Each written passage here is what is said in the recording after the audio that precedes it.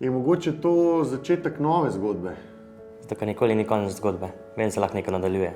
Vse, kar je razbito, vsekakor ne pomeni, da je neuporabno.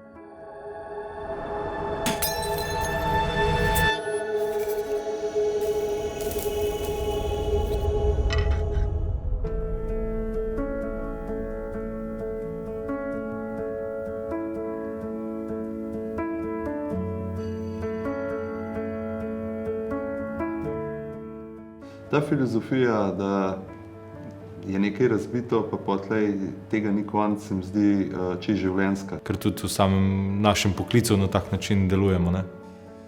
Lepši pristop je do gosta. Če se že trudimo vse nekako uporabljati, reciklirati, da je to še ena dodana vrednost. Vsa zadeva gre naprej, gre pa na drugačen način in to je bistvo. Vsaka stvar, za katero si vzamemo čas, da jo popravimo, je vredna tega. Je mogoče to začetek nove zgodbe, ne? Da v bistvu nekaj, kar je zlomljeno in razbito, lahko sestavimo nazaj na nek drug način. Potem gost vpraša tudi dotične pri tej skodelici, zakaj je razbita, kakšna je zgodba. Se mi zdi, da lažje prideš tudi do stika z gostom. Neko težo nosi, ne?